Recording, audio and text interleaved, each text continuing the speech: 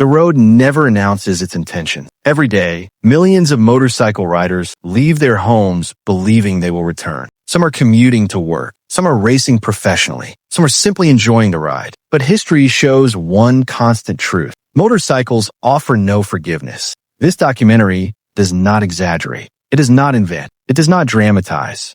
Everything you are about to hear is based on real motorcycle death incidents that have already happened, events recorded in history, news reports, and official race records. These are not stories. These are facts. Incident 1. Marco Simoncelli. Sepang Circuit, Malaysia, October 23, 2011. Marco Simoncelli was competing in the MotoGP Malaysian Grand Prix. At 24 years old, he was considered one of the most aggressive and talented riders in the sport. The race had just begun. Weather conditions were stable. The track was dry. On lap 2, entering a fast corner, Simoncelli lost control of the front of his Honda. His motorcycle slid sideways, throwing him off balance.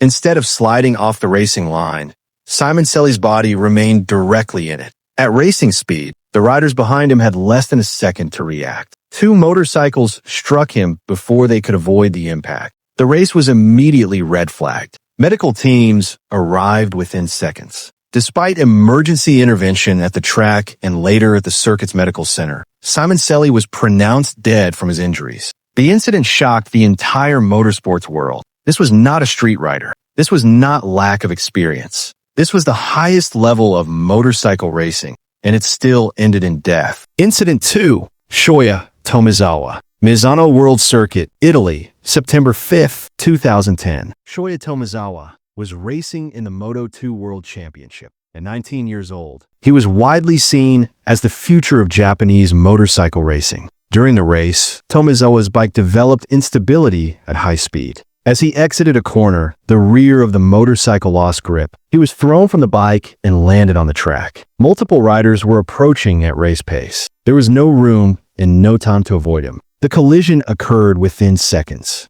Race officials immediately stopped the event. Medical staff transported Tomizawa to the circuit hospital, where he was later pronounced dead. The accident was broadcast live. It became one of the most disturbing moments in modern motorcycle racing history. Not because of visuals, but because of the suddenness. One moment he was racing, the next, his career and life were over. Incident 3. Daijiro Kato. Suzuka Circuit, Japan, April 7, 2003. Daijiro Kato was a respected Japanese MotoGP rider competing at his home Grand Prix. During warm-up laps, Kato lost control at one of Suzuka's fastest corners. He struck a barrier and suffered severe injuries. The race continued after a delay. Kato was transported to hospital and placed in intensive care. He remained unconscious for nearly 2 weeks. On April 20th, 2003, he died from complications related to his injuries. This incident raised serious questions about circuit safety. Even without immediate death, motorcycle crashes can end lives days or weeks later.